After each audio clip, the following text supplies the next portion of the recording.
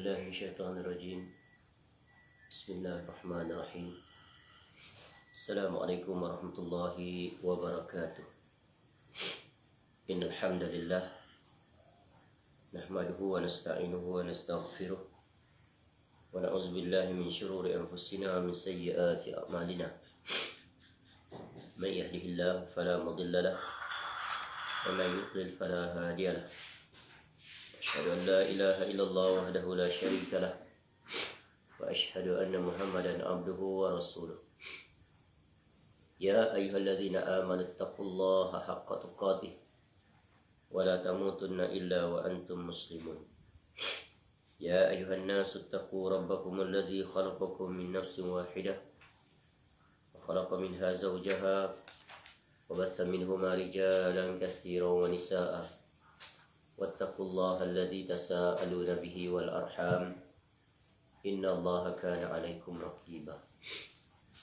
يا أيها الذين آمنوا اتقوا الله وقولوا قولا سديدا يصلح لكم أعمالكم ويغفر لكم ذنوبكم ومن يطع الله ورسوله فقد فاز فوزا عظيما. أما بعد فإن أصدق الحديث كتاب الله وخير الهدي هدي محمد صلى الله عليه وسلم وشر الأمور محدثاتها وكل محدثة بدعة وكل بدعة ضلالة وكل ضلالة في النار.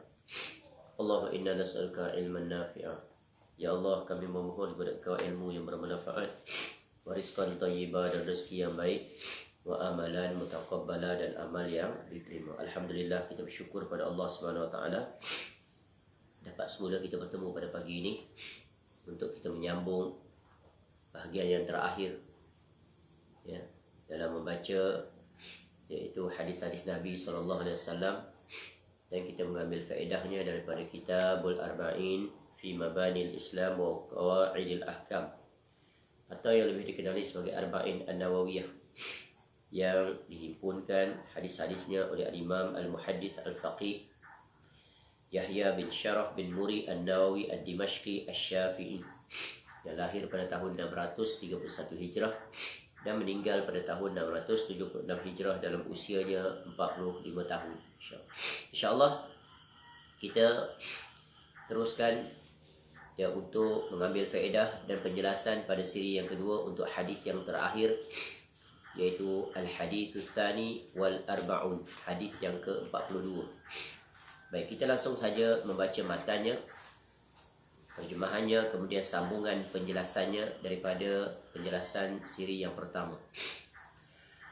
Qala al-Imam An-Nawawi rahimahullah an Anas radhiyallahu an qala sami'tu Rasulullah sallallahu alaihi wasallam yaqul qala Allah ta'ala ya ibna Adam innaka ma da'awtani wa rajawtani ghafartu laka ala ma kana minka wa la ubali.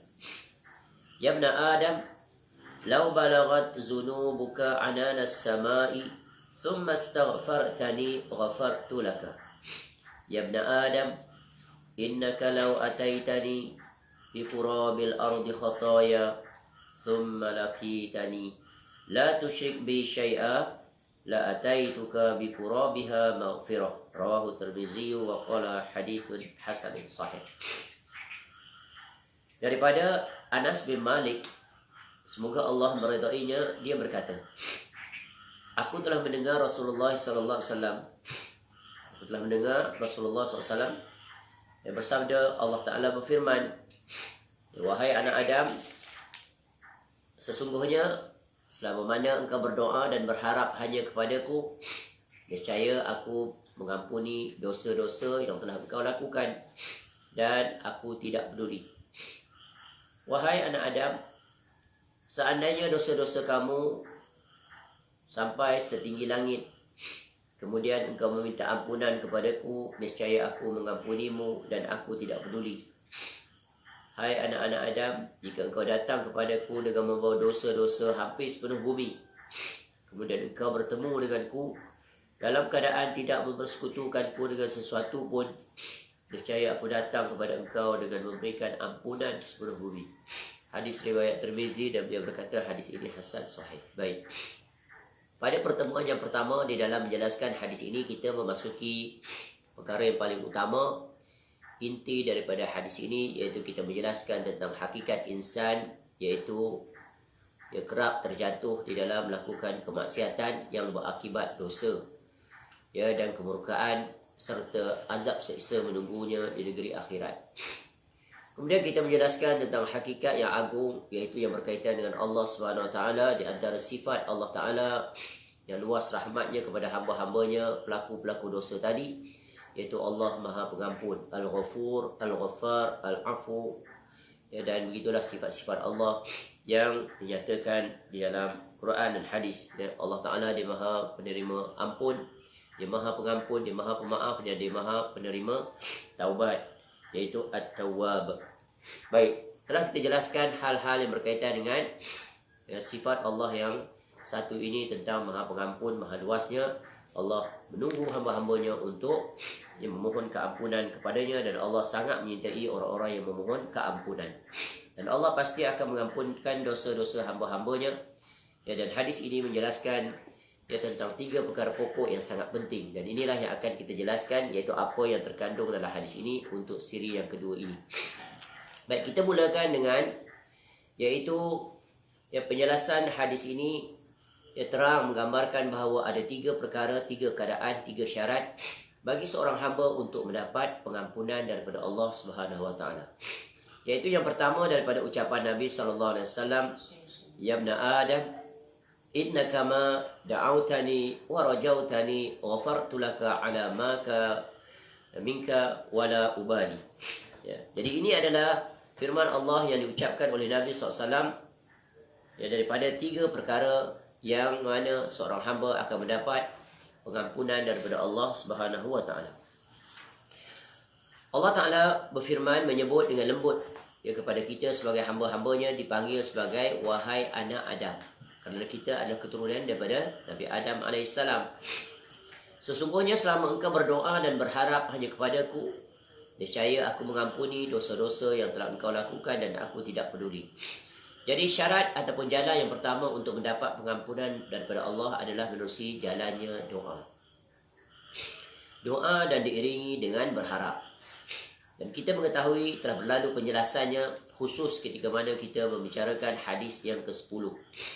Hadis yang ke-10 bagaimana hal yang berkaitan seorang yang sedang bermusafir, dia berdoa kepada Allah, ya Rabb, ya Rabb, ya, wa mat'amuhu haramun wa mashrabuhu haramun wa malbasuhu haramun wa ghuzziya bil haram fa anna yustajabu lah. Ya. Jadi tentang hadis yang berkaitan dengan seorang lelaki yang mengangkat tangan kemudian menyebut ya Rabb, ya Rabb. Ya. Sedangkan makanannya haram, minumannya haram, pakaiannya haram, dan keperluannya dipenuhi dari sesuatu yang haram, maka bagaimana doanya akan dikabulkan?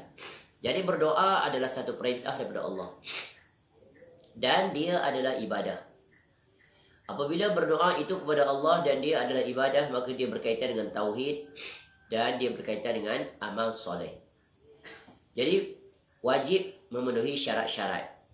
Jadi untuk berdoa kepada Allah agar dimakbulkan oleh Allah Ta'ala, yang pertamanya adalah tauhidnya benar kepada Allah, iaitu dia beriman dan bertakwa kepada Allah, mengakui bahawa Allah adalah tempat dia bergantung sepenuhnya. Dia tidak akan berpaling selain daripada Allah. Dia tidak akan menunjukkan permohonannya yang tak mampu dilakukan oleh makhluk, ya, kepada makhluk. Dia akan menunjukkan doanya hanya kepada Allah Subhanahu Wa Taala. Contoh, untuk memohon ampun.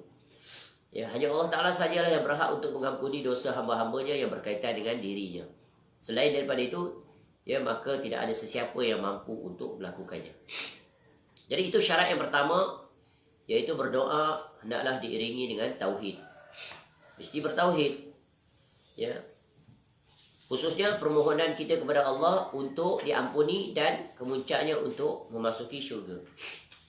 Jadi dalam bab ini, termasuk di dalam hadis ini, yang terkandung padanya iaitu tentang berdoa diperintahkan dan berharap adalah satu syarat untuk dimakbulkan doa. Allah Ta'ala menyebut di dalam Al-Quran, ya, wa qala rabbukum ud'uni astajib lakum. Mintalah, Allah Ta'ala berfirman, berdoalah. Ya, kepadaku niscaya aku akan perkenankan bagi kamu.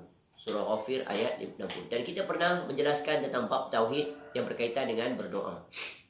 Kita tidak boleh memohon sesuatu yang menjadi kekhususan bagi Allah yang kita tujukan kepada selain Allah. Contoh, kita minta pada manusia untuk diampunkan dosa yang berkaitan dosa kita dengan Allah. Itu adalah perkara yang mustahil, tak boleh. Apabila kita palingkan doa itu, maka seorang itu akan menjadi musyrikun kafirun. Ya. Seseorang meminta kepada selain daripada Allah yang menjadi kekhususan bagi Allah. Hanya Allah saja yang mampu memenuhinya. Seperti apa? Mohon dipanjangkan usia, mohon dikurniakan kesihatan, mohon dimurahkan rezeki, mohon dipertemukan jodoh, mohon diberikan hidayah, ya, mohon pelbagai perkara yang hanya Allah Ta'ala saja yang mampu.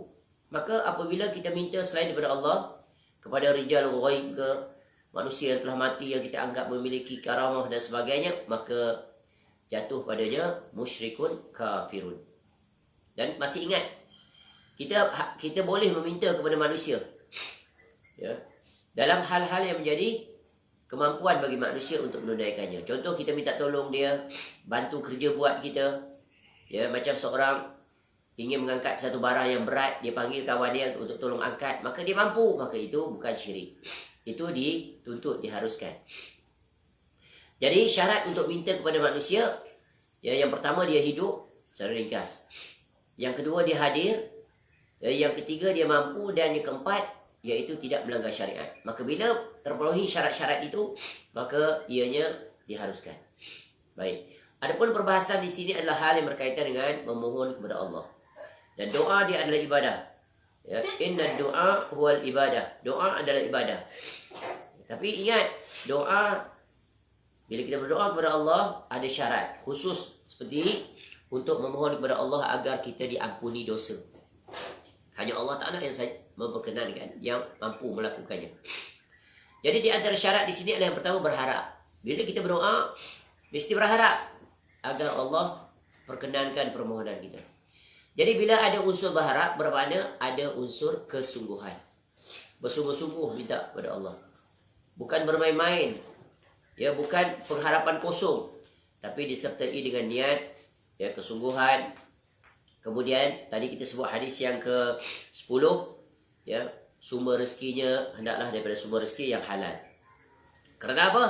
Kerana Allah Ta'ala itu dia baik dan dia tak suka dari perkara yang tidak baik. Ya, innallaha ta'ala tayyibun la yaqbalu illa tayyibah. Ya, sesungguhnya Allah Ta'ala itu baik dan dia tidak menerima kecuali yang baik. Sehingga Allah Ta'ala memerintahkan kita sebagai umat yang beriman, ya ayyuhar rasul kulu minat tayyibat wa'malu salihah. Allah Ta'ala mula-mula memerintahkan kepada Rasul sebagai contoh teladan, semua Rasul, iaitu, ya, wahai para Rasul, makanlah yang baik-baik dan beramal soleh. Maka yang baik ni apa? Halalan tayyiban, ya, bersih, suci, dan zatnya, caranya, sumbernya. Dan itu telah kita jelaskan pada hadis yang ke-10. Dan Allah memerintahkan orang-orang yang beriman keseluruhannya, ya ayyuhalladzina amanu kulu minat tayyibat ma razaqnakum. Ya ayyuhalladzina amanu kulu minat tayyibati ma razaqnakum. Wahai orang yang beriman, ya, makanlah yang baik-baik dan beramal solehlah, ya, dari apa yang kami rezekikan kepada kamu. Dalam ayat yang sebelumnya. Masya Allah. Tapi cuba lihat, inilah masalah kita yang paling utama di zaman sekarang. Ya, walaupun di negara yang dikuasai, dipimpin oleh Islam. Dalam bab makanan, tengok isu yang terkini itu, bagaimana setelah 40 tahun daging-daging itu telah dimanipulasi, di-repack, diletak tanda halal, padahal dia adalah haram. Walaupun dari sudut fikih, ya, orang-orang yang memakannya tanpa mengetahui, maka termaafkan baginya. Tetapi ini sungguh satu perkara yang tak patut berlaku. Kerana perkara yang haram masuk ke dalam tubuh seorang manusia. Tapi Allah angkat disebabkan itu tidak disengajakan. Tetapi mereka yang bersyubhat, yang bersekongkol, yang yang melakukan perbuatan-perbuatan keji ini, maka mereka tak akan lepas nanti di negeri akhirat. Bagaimana mereka akan lepas di negeri akhirat? Sedangkan dosa yang mereka lakukan itu dari dua jurusan. Jurusan yang pertama, iaitu dari jurusan Allah Subhanahu Wa Taala. Mereka melakukan penipuan dalam urus niaga yang dilarang oleh Allah. Yang kedua, mereka melakukan penipuan yang sangat besar sesama manusia. Dosa dengan Allah mudah untuk diampunkan. Ya, tapi dosa dengan manusia tak akan dapat diampunkan kecuali manusia itu sendiri yang mengampunkannya. Bagaimana dia nak lepas? Sebab itu bila seseorang memiliki sifat takut terhadap Allah, ya, terhadap negeri akhirat, maka mereka pasti akan terhalang untuk melakukannya. Inilah dia bila iman terbang, maka mereka berbuat segala sesuatu dengan semaunya, mau-mau. Ya, sebab itulah benar sebelum ini kita telah mengambil faedah daripada hadis, iaitu apa? Iaitu apabila manusia telah hilang sifat malu. Sifat malu apa? Dalam melanggar perintah Allah. Ya, apabila seorang malu kepada Allah, maka dengan manusia tidak heran, dia pasti akan lebih tidak malu. Maka sungguh besar sekali faedah. Sebab itu sepatutnya daripada pengajaran-pengajaran peristiwa yang berlaku di lapangan, betapa wajibnya mempelajari Arba'in An-Nawawiyah. Sepatutnya dimasukkan ke dalam kurikulum sekolah. Sama ada di sekolah rendah atau di sekolah menengah. Dan diterangkan contoh aplikasinya di dalam kehidupan dan kes-kes yang berlaku penyimpangan daripada wasiat-wasiat Nabi SAW. Sebenarnya Arba'in An-Nawawiyah ini sebenarnya salah satu jurusannya adalah iaitu untuk membentuk personality, character building. Iaitu membentuk pribadi akhlak yang mulia. Yang mulia akhlaknya dengan Allah, mulia akhlaknya sesama manusia. Ya, contoh dalam bab penipuan dari sudut permakanan. Sebab apa? Dia beri impact terhadap doa. Ya, tapi bila manusia hilang sifat malu, maka hilanglah sifat takut. Dan bila manusia hilang sifat malu, dia akan berbuat apa saja. Walaupun dia ditangkap, steady je dia. Tebal mukanya, tak malu. Bahkan rasa famous pula. Inilah manusia yang telah keras hatinya, hitam hatinya, sakit hatinya, mati hatinya. Sungguh dia telah membinasakan dirinya di dunia. Bukan hanya diri dia yang dia binasakan, orang lain juga yang dia binasakan. Bagaimana dia akan mendapat keselamatan di negeri akhirat ketika dia dihisab sesama manusia. Sebab itulah hadis ke-20 memberikan faedah yang sangat agung. Idza lam tastahi fasna' ma syi'ta. Jika engkau tidak malu, maka berbuatlah semahu engkau. Jadi dengan ada sifat malu, orang tidak akan sekali-kali berani melakukan kemaksiatan, melakukan kemungkaran. Baik, di antara syarat lain agar doa kita dimakbulkan oleh Allah Ta'ala adalah iaitu pilihlah waktu-waktu yang mustajab. Pilih waktu yang mustajab. Ya. Kadang-kadang orang kita tempat yang mustajab dia tidak bersungguh untuk berdoa, dia pergi ke tempat yang tak digazetkan sebagai mustajab. Apa contoh? Pergi ke kuburan. Sanggup pergi ke kuburan-kuburan yang dianggap para wali.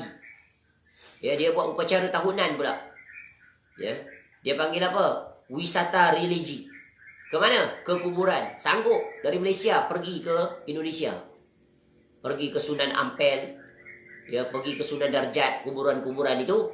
Sanggup meredah ribuan kilometer. Naik pesawat, naik bas jauh. Pergi ke situ apa? Pergi ke kubur. Duduk di situ kemudian berdoa. Dengan anggapan mustajab doa kerana di situ adalah ya adanya wali-wali Allah. Masya Allah. Datangkan dalil mana Quran dan hadis memerintahkan untuk berdoa di kuburan ya kepada pemilik kubur, minta pada dia. Kita dituntut pergi ke kuburan tapi untuk berdoa bagi si mati agar dia diampuni, diluaskan, dijadikan salah satu daripada taman syurga dan kita mengambil faedah bahawa satu hari kita akan mati. Tapi ini tidak.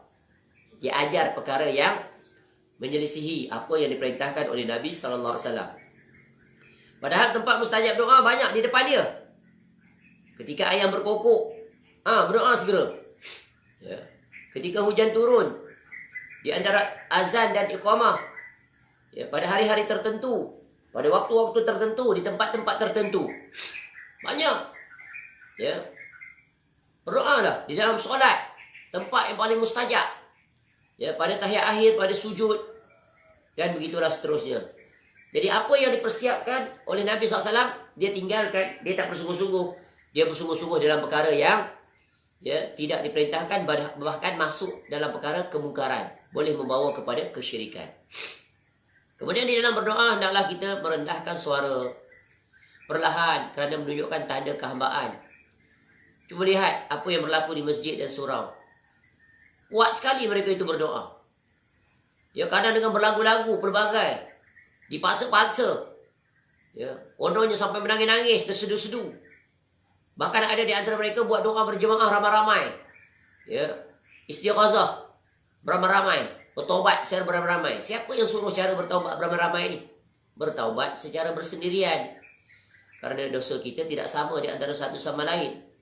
Ya, mengikhlaskan niat, tunduk, patuh, menyesal, berdoa kepada Allah. Berdoa kepada Allah tak perlu terpekik, terlolong. Ya. Kemudian dalam bentuk-bentuk yang tertentu. Kalau berdoa kepada Allah hendaklah bersederhana. Ya, tunduk, khuduk dan sebagainya, takut. Kemudian mengakui dosa-dosa kita. Kita ni banyak dosa. Ya, jangan kita berdoa dalam keadaan kita rasa kita ni hebat, alim, warak, ahli masjid. Ya, itu menunjukkan tanda kesombongan pada Allah.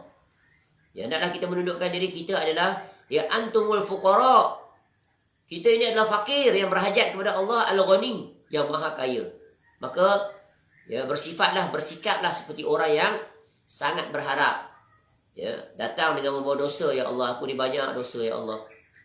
Ya, dosa lisan, dosa seluruh anggota tubuh badan, dosa perbuatan, dosa hati, yang disedari, yang tak disedari, ketika di keramaian, ketika sendirian, dosa dulu, sekarang, dan pelbagai lagi. Kita menyerahkan diri. Ini saja satu-satunya keadaan di mana seorang hamba boleh mendedahkan dosanya. Kepada siapa?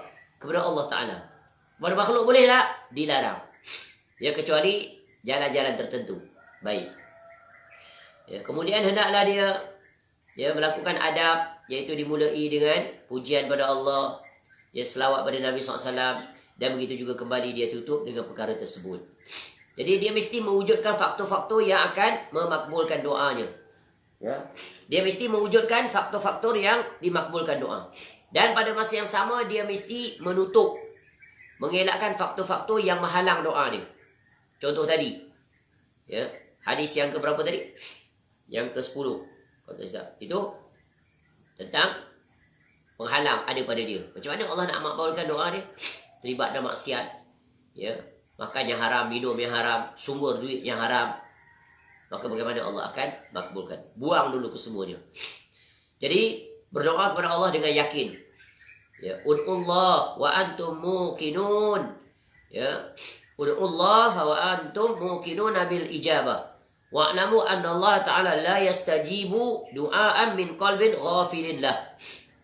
Berdoalah kamu kepada Allah dalam keadaan yakin dengan pengabulannya. Dan ketahuilah, Allah tidak mengabulkan doa dari hati yang lalai dan lengah. Ingat, ya, minta doa tu mesti terpenuhi syarat. Ya, penuh rasa takut, penuh rasa harap, dan perkara-perkara yang kita sebut tadi. Jangan kita berdoa ekspres. Ada orang di keramaian lagi doa panjang-panjang menjadi-jeda. Inilah kebatilan yang mereka lakukan. Ni, buat bid'ah. Ya, beramai-ramai panjang doa, tapi bila seorang di rumah pendek amat. Bahkan tidak berdoa. Ini kan, inilah ciri khas orang-orang yang menyelisihi sunnah Nabi SAW. Allah akan timpakan dia perkara seperti itu. Jadi berdoa adalah urusan pribadi. Ya, urusan pribadi, sebab setiap orang meminta doa tak sama. Ya, tak sama. Jadi hendaklah kita memastikan kita bersungguh-sungguh.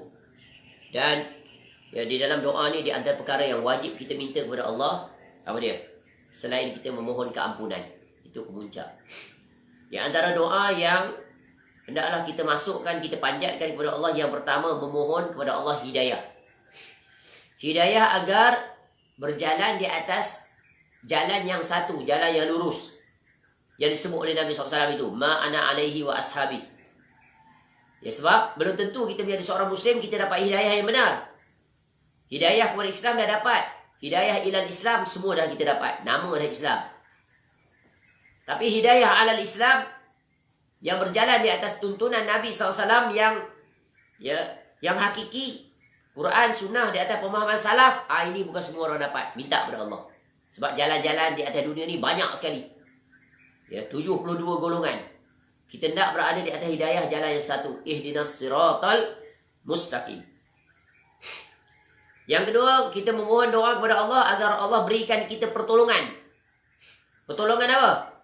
Untuk kita dapat beramal ibadah. Kalau Allah tak berikan kita pertolongan, bagaimana kita dapat menjaga amal-amal kewajipan? Yang menjaga tauhid, Ya, minta Allah jaga kita tauhid. Minta tolong kepada Allah, ya Allah tetapkan aku di atas tauhid yang sahih. Jauhi tauhid yang menyimpang. Ya, yang terkontaminasi. Jauhi. Ya, mati di atas tauhid. Minta Allah kepada Allah, tolong hamba-Mu ini ya Allah untuk tetap dapat melakukan ibadah, ketaatan dalam keadaan senang, susah, kaya, miskin sampai ke mati. Ya. Kemudian memohon kepada Allah agar ya diberikan kesihatan. Sebab sihat nikmat yang paling agung. Dengan itu kita bebas, berleluasa untuk melakukan amal dengan cara yang terbaik. Kemudian minta kepada Allah murah rezeki dan berkat.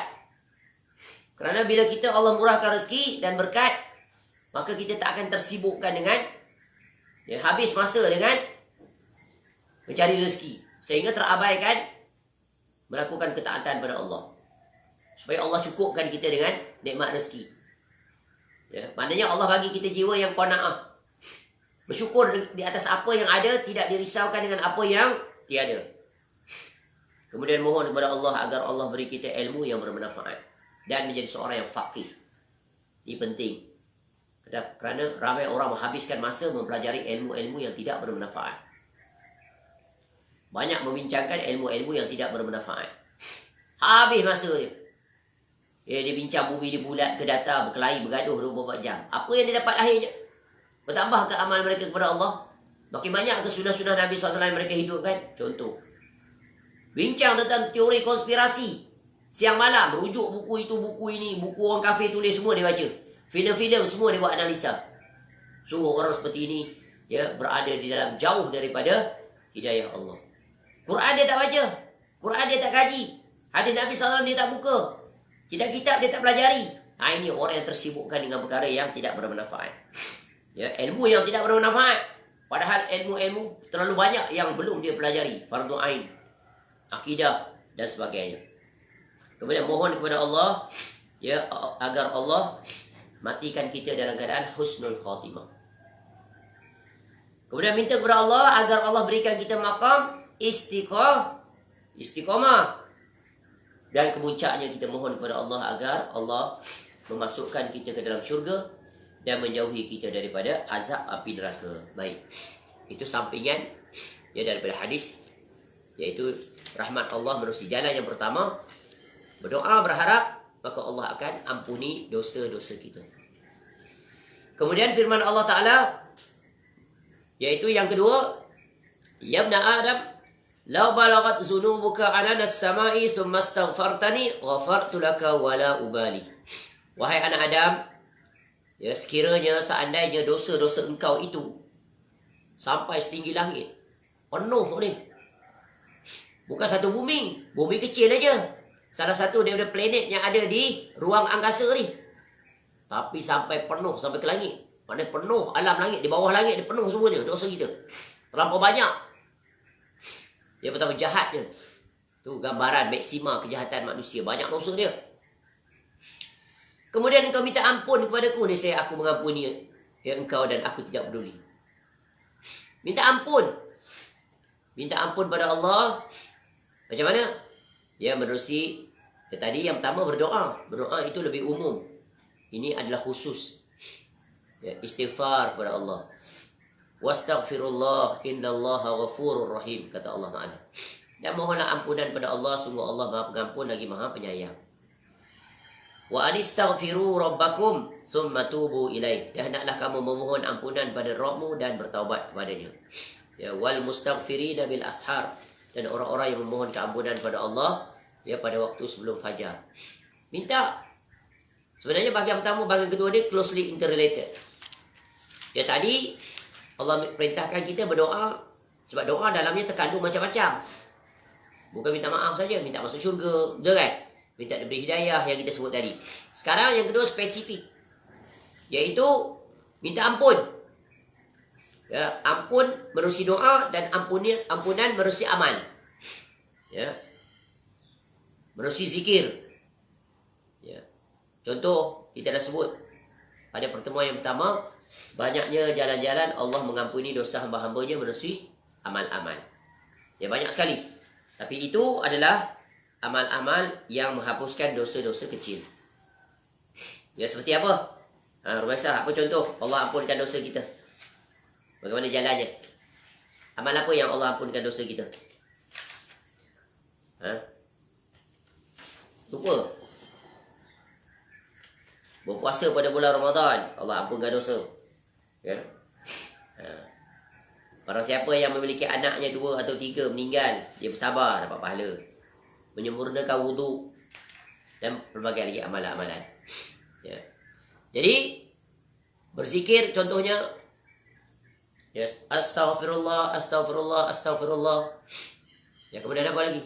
Rabbighfirli dalam solat, ya, Rabbighfirli, ya, dan banyak lagi. Jadi pintu untuk mendapat pengampunan dari Allah banyak. Dan bukan hanya dilakukan oleh pemilik dosa kita, tak. Orang lain pun boleh. Orang hidup mendoakan agar diberikan keampunan, memohon kepada Allah untuk dirinya dan orang lain. Sama ada yang masih hidup sezaman dengan dia atau yang telah meninggal dunia. Nampak tak? Inilah ya betapa besarnya faedah doa memohon keampunan. Cuba kita lihat. Ya. Berdoa kita boleh berdoa untuk diri sendiri, orang lain yang masih hidup dan yang mati. Tapi orang mati tak boleh berdoa untuk orang yang hidup. Itu yang pelik, kenapa pergi minta dengan orang yang mati. Orang mati berhajat pada orang hidup. Orang hidup tak berhajat pada orang mati. Boleh faham? Tu. Kecuali nanti di negeri akhirat, khusus pada Nabi SAW. Sebab apa? Kita berhajat syafaat Nabi SAW. Tapi bukan di dunia, di akhirat. Jadi ya, kita memohon kepada Allah. Sebab itu sentiasalah setiap hari kita memohon keampunan daripada Allah. Dan orang-orang yang mendirikan solat, sungguh yang mereka mendapat perkara ini secara otomatik. Sebab apa? Tapi dengan syarat, ketika mereka mengucapkannya, mereka faham. Ketika duduk di antara 2 sujud itu, Rabbighfirli, ya Allah ampunlah dosa. Hayati dia. Begitu juga setelah bagi salam dia berzikir astaghfirullah. Bukan hanya mengira bilangan, tetapi dia menghayatinya. Astagfirullah. Ingat dalam hati banyak dosa aku ya Allah. Dalam solat tadi pun buat dosa, lalai, ingat macam-macam. Itu contoh. Bersih balik diri setelah kita istighfar. Ya.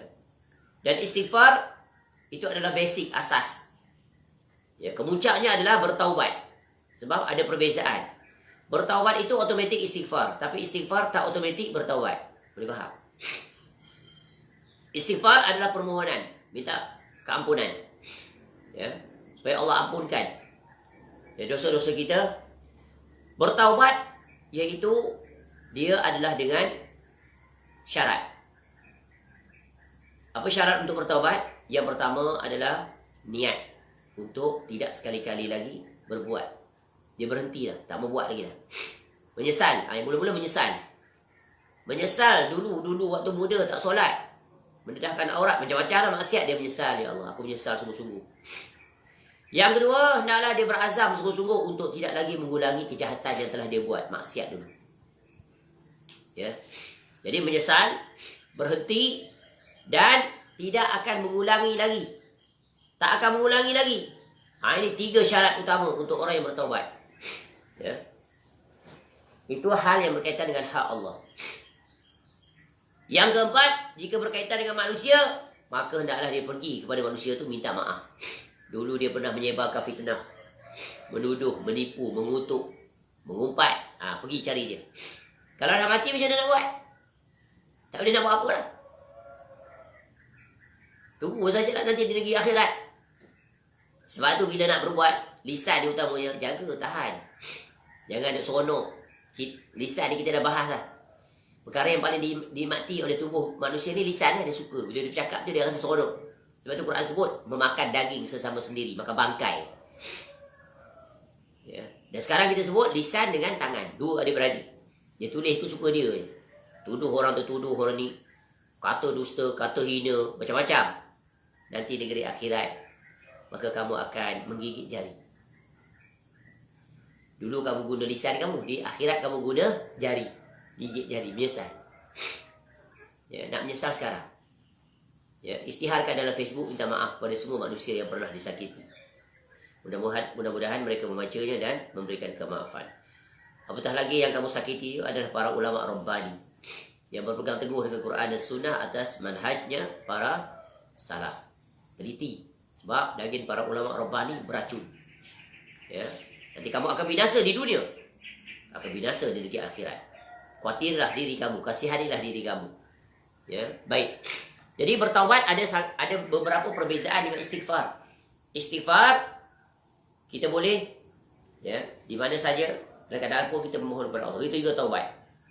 Istighfar dilakukan oleh orang yang hidup kepada orang yang hidup kepada orang yang mati. Boleh. Bertaubat hanya untuk diri sendiri. Tidak untuk orang lain, tidak untuk orang mati. Faham? Ya Allah, aku bertaubatlah. Aku memohon taubat untuk orang lain.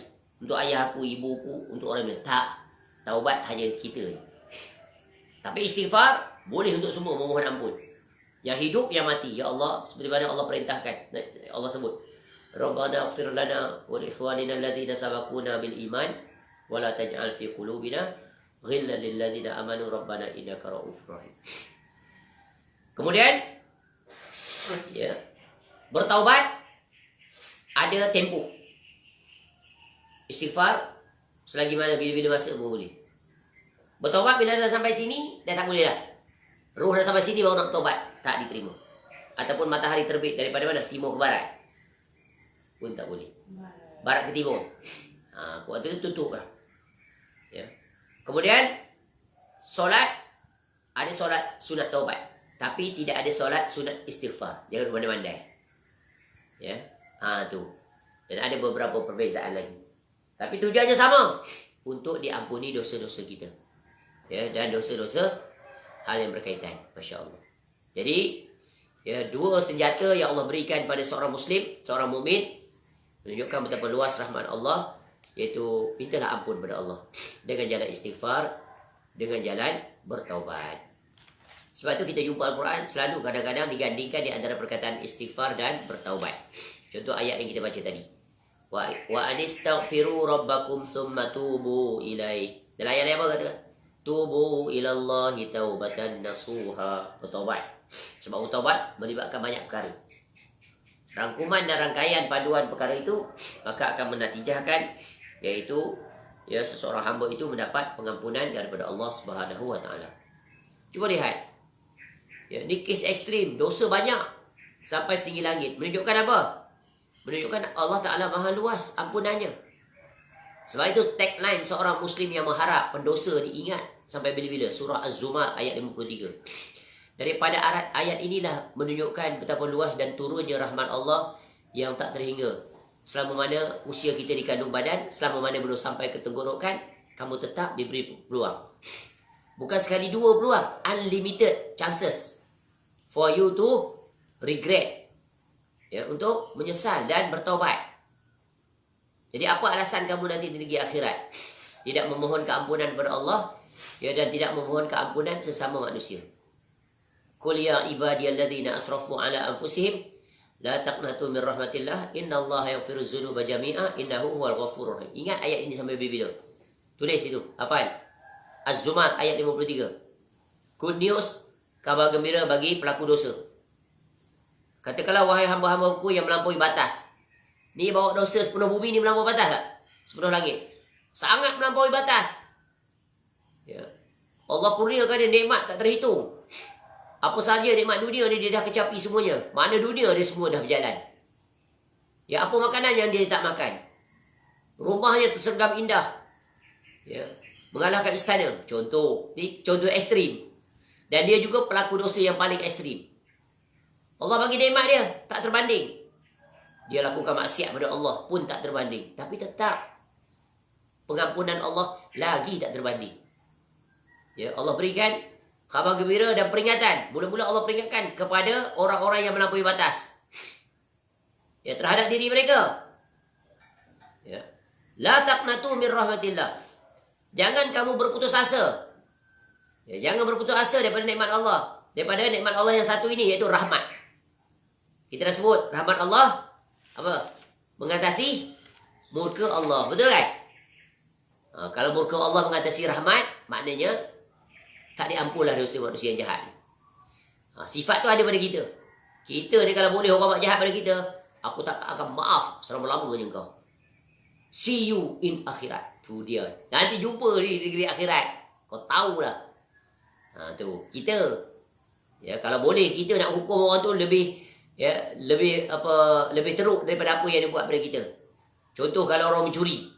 Kalau boleh kita nak potong dua-dua tangan, dua-dua kaki kita nak potong. Kalau boleh leher dia pun kita nak potong. Tu beza makhluk. Dia melampaui batas. Tapi Allah Ta'ala dia maha adil. Ya. Tapi kalau dari sudut sini lihat. Melampaui. Ya. Tak padan dengan kejahatan kita. Tapi Allah ampunkan juga. Jahat macam mana pun. Ya. Kerana apa? Kerana Allah dia maha mengampuni dosa-dosa. Al-Ghafur. Al-Afu. Ya, dan begitulah seterusnya. Masya Allah. Al-Ghaffar. Jadi, nanti ketika berdiri di hadapan Allah, takkan ada alasan. Dia kata, ya Allah, dulu buat jahat bagai-bagai. Bukankah aku telah peringatkan? Bila kamu buat dosa, buat maksiat, kembali pada aku. Minta maaf, bertaubat, aku akan ampunkan dosa. Tapi kau tak ambil peluang itu. Tu dia. Macam mana nak jawab? Ya, kenapa tak mengambil peluang itu? Kalau peluang dunia, bukan main lagi kamu mengintai-ngintai, mencari-cari, berdalam-dalam padanya. Ya, berebut-rebut, bergaduh-gaduh, sampai sanggup berbunuh-bunuhan. Dalam nikmat dunia, yang kecil, yang sementara, bila terpenuhi, dah, kamu akan tinggalkan. Betul kan? Makan. Sekali ya sepinggan. Lepas tu tak akan makanlah 10 pinggan lagi. Dah, tinggalkan. Tunggu pula tempoh masa rentang, baru kembali untuk makan. Itu pun tak akan makan benda yang sama. Yang itu pun kamu berebut siang malam. Untuk meraih nikmat makan itu dengan jalan yang haram. Tadi ya, katil haram tu. Macam-macam lagi. Banyak lagi. Bukan itu saja. Sebenarnya banyak lagi yang belum dibongkar. Kejahatan manusia ni. Ya, tak tergambarkan. Macam-macam. Bersih jalan-jalan yang haram. Inilah zamannya. Maka selamatlah orang yang menjaga dirinya daripada terjatuh di dalam perkara yang haram. Dan bahagian yang terakhir, ya, bahagian yang terakhir daripada firman Allah dalam hadis ini, yaitu, ya, kata Nabi SAW, ya ibna Adam, ya Allah Ta'ala berfirman, wahai anak Adam, innaka law ataitani bi qurabil ardi khataya, thumma laqitani la tusyrik bi syai'a, la ataituka bi qurabiha maghfirah. Wahai anak Adam, jika engkau datang kepadaku dengan membawa dosa-dosa engkau hampir sepenuh bumi, kemudian engkau bertemu denganku dalam keadaan tidak mempersekutukanku dengan sesuatu pun, niscaya aku datang kepada engkau dengan memberikan ampunan sepenuh bumi. Jadi hadis ini adalah hadis yang mengunci mati seluruh, ya, jalan syarat kemuncak, syarat wajib untuk diampuni dosa seluruhnya, selain daripada yang telah kita sebut tadi, iaitu tidak sekali-kali melakukan kesyirikan. Maknanya apa? Murni bersih tauhidnya kepada Allah. Sebab itu syarat nombor 1 untuk diampuni adalah bertauhid. Sebab itulah kita sering mengingatkan hal yang berkaitan dengan tauhid di sepanjang kuliah kita. Ya, sama ada kuliah yang khusus membahaskan tentang akidah, sebagaimana yang telah kita pelajari dalam kitab Syarhus Sunnah dan Usulus Sunnah. Ya, begitu juga dalam perbahasan hadis arba'in daripada yang pertama sampai yang ke-42. Tak pernah kita tak menyebutkan, insya-Allah, hal yang berkaitan kewajipan menjaga tauhid. Dan mengingatkan agar jangan sekali-kali terjatuh ke dalam kesyirikan walaupun sekecil apapun. Kerana sekecil apapun akan mencacatkan tauhid, bahkan dengan perkara yang kecil itu menyebabkan terbatal tauhid. Ya. Sedangkan di dunia kita merasakan kita telah berbuat amal ibadah. Nanti di negeri akhirat, rupa-rupanya kita telah melakukan pelanggaran nombor 1 ini yang sangat dimurkai oleh Allah. Sehingga tidak berfaedah seluruh amal-amal, pengharapan, permintaan, permohonan kita ketika di dunia. Allah ingatkan perkara yang satu ini dengan ayat wa qadimna ila amilu min amalin faja'alnahu haba'an mansura. Ingat ni. Ya, wahai orang-orang yang masih diberikan usia sampai sekarang, jaga pintu ini. Jaga, pegang erat-erat kunci ini, kerana dia yang akan membuka pintu syurga. Yaitu tauhid. La ilaha illallah bermakna la ma'buda bihaqqin illallah. Ya, itu yang pertama. Yang kedua adalah pintu tauhidnya adalah yaitu Muhammadan abduhu wa rasul. Nabi SAW adalah hamba dan rasul. Maka wajib ittiba'ur Rasul dalam seluruh apa yang Allah perintahkan, tauhid, ibadah, akhlak, muamalah dan segala kerja buat seorang hamba. Kalau tidak, nanti Allah akan hadapkan seluruh, kami akan hadapkan seluruh amal-amal yang mereka bawa tu. Allah datang ke seluruh amal yang kita bawa itu, Allah jadikan semua amal-amal itu haba'an mansura, iaitu debu-debu yang berterbangan, tidak ada nilai. Rugi tak? Seperti orang yang membawa bekalan dalam perjalanan. Bila sampai ke destinasi, dibuka-buka, rupanya bekalan yang dia bawa itu bukan nasi, bukan air, untuk dia makan, menghilangkan lapar, mendatangkan tenaga. Tapi apa yang dia bawa itu adalah apa? Iaitu batu. Atau dia bawa apa? Nasi yang telah basi. Atau dia bawa apa? Apa-apa yang dia tak boleh makan, tapi dia bawa dia dalam perjalanan. Begitulah nanti orang-orang yang membawa perkara-perkara yang mungkar. Tauhid dia berganti dengan dia bawa syirik. Sunnah dia ganti dengan bawa bid'ah. Maka bagaimana bila dia buka, dibentang, tengok-tengok, tak sama dengan apa yang Allah inginkan. Rugi tak? Rugi. Sebab itu teliti, berhati-hati. Jangan bermudah dalam dua perkara yang paling utama ini.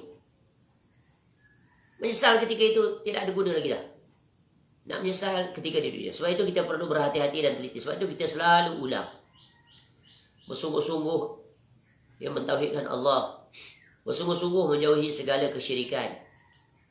Perkara tauhid dan syirik jelas. Quran telah menjelaskannya. Hadis Nabi SAW menjelaskannya. Baca hadis-hadis Nabi SAW.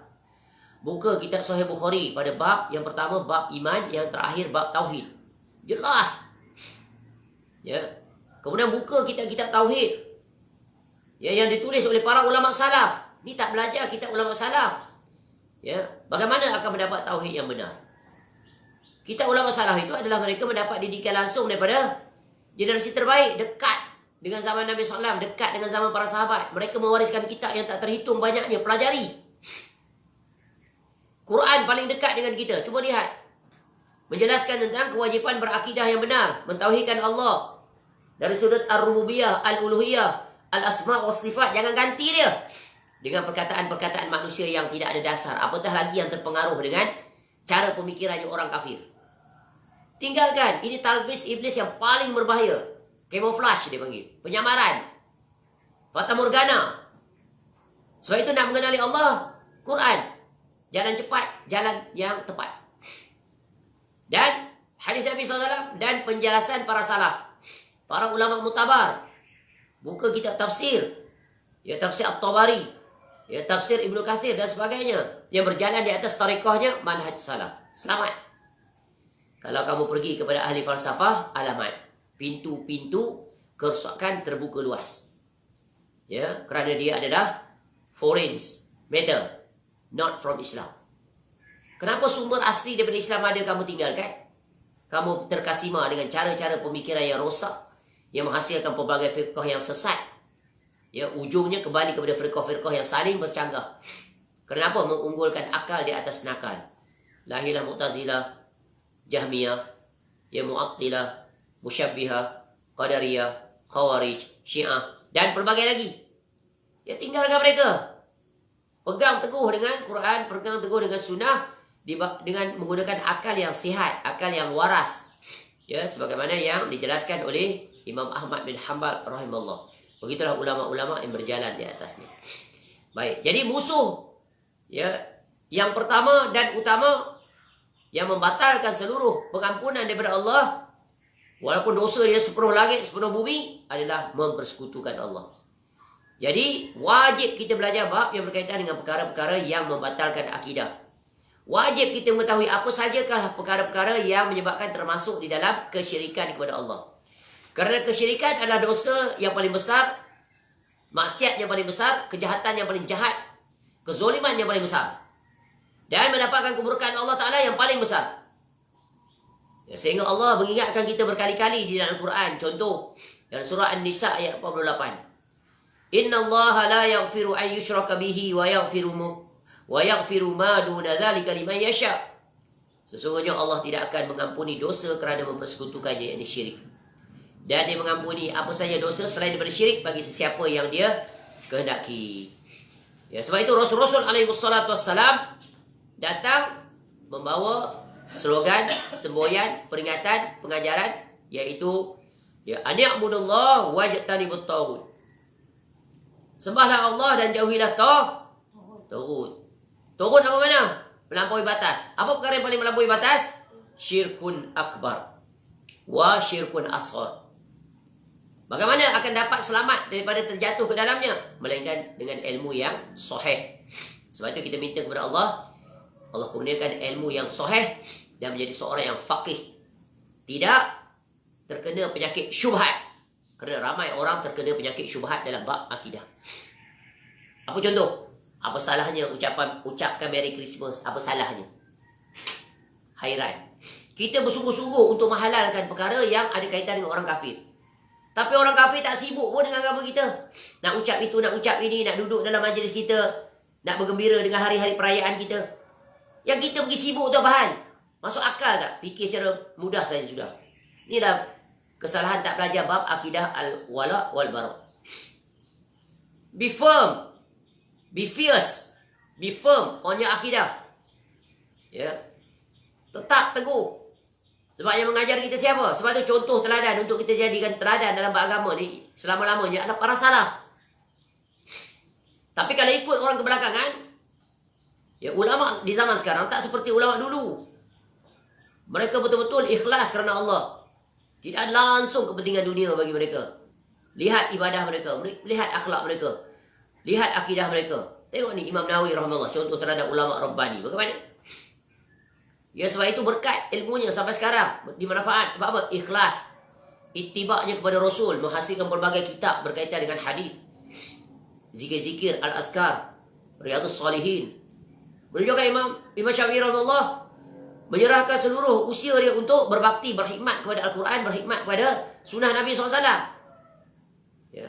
Menjauhi perkara-perkara yang dilarang, ditegah. Perkara bid'ah, semua ditinggalkan. Semampu, sekuat tenaga. Orang sekarang menyerahkan diri dia untuk terjatuh ke dalam kesyirikan, untuk terjatuh ke dalam kebid'ahan. Inilah fitnah yang sangat besar di zaman ini. Jadi bagaimana nak selamat? Dekat dengan Quran, dekat dengan hadis, dekat dengan pemahaman. Guru-guru kita adalah para ulama salaf. Zaman mereka dah berlalu, tapi manhaj ilmu mereka kekal bersama kita sampai sekarang. Tinggal lagi apa? Belajar dan ambil faedah. Dan guru-guru, ustaz-ustaz yang mengajar seperti mana persis diwarisi, tetap Allah kekalkan sampai sekarang. Sebab Allah jamin agamanya akan ada para duat yang tetap istiqamah di atas manhaj tersebut. Dari sudut makan, dari sudut zaman telah berlalu. Zaman salah itu telah berlalu. Tapi caranya, beragamanya, berakidahnya, beribadahnya, berakhlaknya kekal. Allah jaga sampai sekarang. Sebab dia adalah Islam. Ya, Islam itu Allah jaga. Tetap ada para pembaharu yang akan membawa kembali on track ketika mana manusia menyimpang. Ya, jadi bersamalah kafilah itu. Bersamalah kabilah itu. Bersamalah mereka itu. Yang ajakan mereka dapat dikenali dengan qala Allah wa qala Rasul. Ya. Dan istiqomah di atasnya. Mengingatkan tentang tauhid, mengingatkan tentang syirik, bencananya, mengingatkan tentang sunnah dan mengingatkan tentang bid'ah, bencananya. Mengingatkan agar berperilaku seperti mana perilaku Nabi SAW. Teliti dalam berucap, teliti dalam menulis. Ya. Tidak akan sekali-kali menggunakan perkataan-perkataan kotor. Walaupun dia tidak bersetuju, diterangkan ini adalah kesyirikan. Ini adalah tauhid. Marilah kita berjalan bersamanya. Ya. Jadi ini sungguh wasiat Allah Ta'ala yang ketiga berusi lisan Nabi SAW adalah perkara penutup, penentu. Jangan sekali-kali terjatuh ke dalam kesyirikan.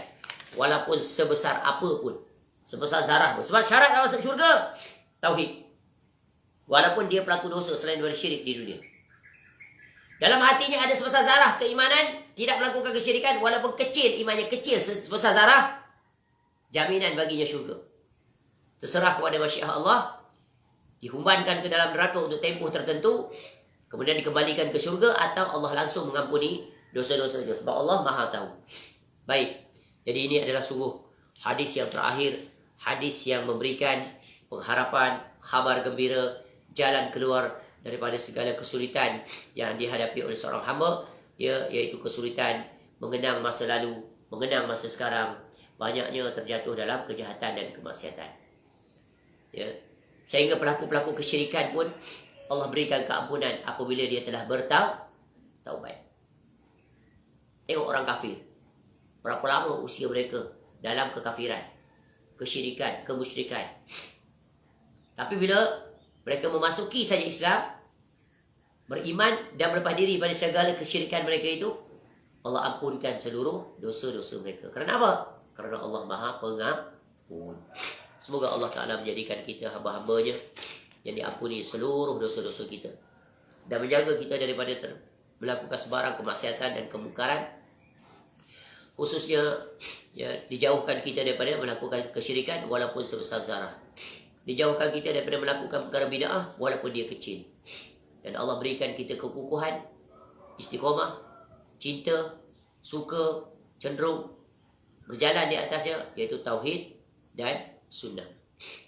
Ya, dan kita akhiri ya majlis pembacaan hadis-hadis Nabi SAW ini. Alhamdulillah selesai sudah penjelasan pada hadis yang ke-42 ya, yang diletakkan oleh Al-Imam An-Nawawi rahimahullah ini. Semoga Allah menerima seluruh amal buat kita.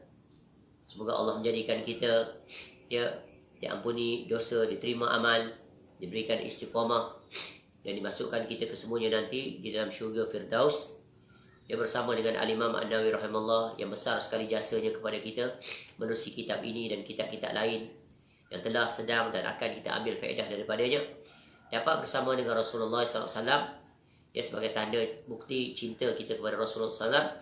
Mudah-mudahan amal kita dengan mengambil faedah pada hadis-hadis Nabi SAW ini merupakan asbab kita mendapat syafaat dan kecintaan daripada Nabi SAW. Ya, dengan itu dapat kita bersama nanti ya ma'al ladzina an'amta 'alaihim minan nabiyyin was-siddiqin wasyuhada'i was-salihin wa hasuna ulaika rafiqa. Dan semoga Allah mengampuni dosa kita ya, segala seluruh dosa-dosa kita ya, di atas kesilapan-kesilapan yang telah kita lakukan, sama ada kita sedari atau tidak. Khususnya di dalam kita ya, di dalam majlis ilmu ini yang barangkali ada tersilap, tersalah ucap, tersalah penjelasan dan penerangan, atau kemuncaknya tersalah di dalam berbuat tidak seperti mana apa yang disampaikan. Semoga Allah memudahkan kita untuk ya berbuat dan melaksanakan apa yang telah kita pelajari. Semoga bermanfaat ya dan berfaedah daripada seluruh ya 42 hadis-hadis yang telah kita pelajari, dan kita bersyukur kepada Allah Subhanahu Wa Taala kerana telah dapat berkhidmat kepada kitab ini ya, dan kita dapat berkhidmat ya ke atas hadis-hadis Nabi SAW yang tak seberapa yang kita lakukan ya, yang berjumlah 42, padahal hadis Nabi SAW ribuan. Masih jauh, masih panjang perjalanan kita untuk membuktikan cinta kita yang sejati pada Nabi SAW. Namun seperti pepatah mengatakan, tidak boleh semua, jangan ditinggalkan semua. Ya, berdikit-dikit, bersikit-sikit, insya-Allah lama-lama Allah akan menyampaikan. Yang penting ya, kita ada cita-cita, ada keinginan untuk mendekatkan diri kita sedekat-dekatnya kepada Allah menerusi Al-Quran, dan mendekatkan diri kita kepada ajaran Nabi SAW menerusi hadis-hadis Nabi SAW. Ya, mudah-mudahan dengan itu Allah memberikan kita kesungguhan, kelapangan, ya, kemudahan, dan Allah bimbing kita dan memberikan kita sentiasa berjalan di atas jalan yang lurus, jalan yang diperintahkan, iaitu ihdinas siratal mustaqim, iaitu jalan Al-Quran dan As-Sunnah di atas pemahaman para salaf yang soleh, dan tidak sekali-kali akan menoleh kepada jalan-jalan selain daripadanya. Walaupun jalan itu indah ya, ramai orang terkesima dan terpesona dengannya ya, namun itu bukan bukti kebenaran. Bukti kebenaran iaitu selama mana kita berpegang teguh di atas Islam dan Sunnah. Maka kita tutup dengan doa yang disebut oleh Al-Imam Ahmad bin Hanbal rahimahullah, doa yang hendaklah kita berusaha membacanya khusus di zaman sekarang untuk kita selamat, iaitu Allahumma ahyina wa amisna alal Islam was sunnah ila akhiril hayah kita. Amin ya rabbal alamin. Segala kebaikan semuanya kembali kepada Allah. Kita bersyukur di atas nikmat Allah yang tak terhitung, tak tergambarkan, tak terucapkan. Apa yang boleh kita sebut sebagaimana sunnah Nabi SAW, alhamdulillahilladzi bi ni'matihi tatimmus shalihat, wallahu a'lam. Subhanakallahumma wa bihamdika asyhadu an la ilaha illa anta astaghfiruka wa atubu ilaik. Wassallallahu ala nabiyyina Muhammad wa ala alihi wa sahbihi wasallam. Wa akhiru da'wana alhamdulillahi rabbil alamin. Assalamualaikum warahmatullahi wabarakatuh.